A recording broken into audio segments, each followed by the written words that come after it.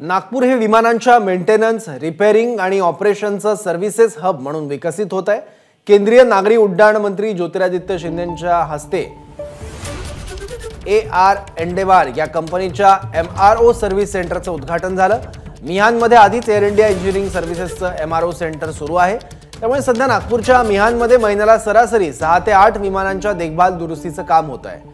हेलिकॉप्टरचं दुरुस्ती केंद्र नागपूरमध्ये सुरू करण्याचा सरकारचा प्रस्ताव आहे। त्यामुळे नागपूर हे विमानाच्या देखभाल दुरुस्तीचं हब म्हणून विकसित होत आहे। याचा आढावा घेतलाय आमचे प्रतिनिधी तुषार कोहळे यांनी।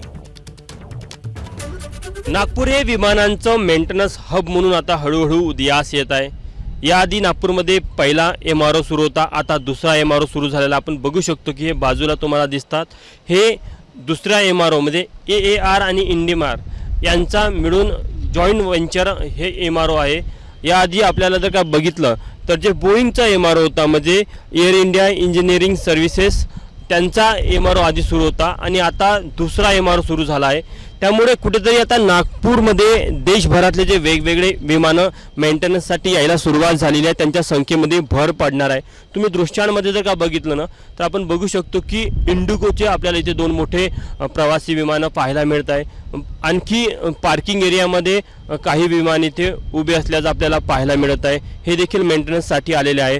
सोबतच छोटे छोटे काही एअरक्राफ्ट आहे, त्यानंतर छोटे पॅसेंजर विमान आहे ते देखील आपल्याला इथे पाहायला मिळत आहे।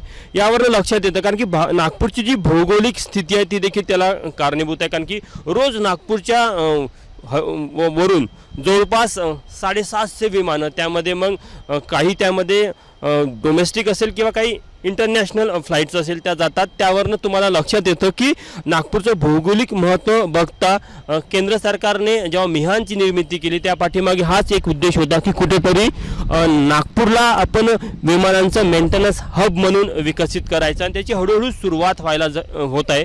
आता 2 MRO आहे। जर का आपण बघितलं तर याची सरासरी जो ॲव्हरेज आहे तो महिन्याला 6 विमानांचं इथे मेंटेनन्स, त्याचं रखरखाव आणि इतर जे कामं असतात ते होताना आपल्याला पाहायला मिळतात। 3000 लोकांना यातनं रोजगार मिळणार आहे। जवळपास 600 कोटीची ही पहिल्या फेजमधली गुंतवणूक यामध्ये असणार आहे आणि फुल फेजमध्ये ही संपूर्ण गुंतवणूक 1000 कोटीच्या वर जाणार आहे। त्यावरून लक्षात येतं की पुढील काळामध्ये नागपूर हे विमानांच्या मेंटेनन्सचं हब तर बनेलच, सोबतच एक रोजगार निर्मितीचं, विशेष करून एअरलाईन क्षेत्रातलं जे रोजगार निर्मिती असतं त्याचं देखील एक मोठं हब बनण्याचं चित्र आपल्याला सध्या इथे पाहायला मिळत आहे। कॅमेरामॅन व्यंकटेश नायडूसह तुषार कोहळे, ABP माझा, नागपूर। ABP माझा, उघडा डोळे बघा नीट।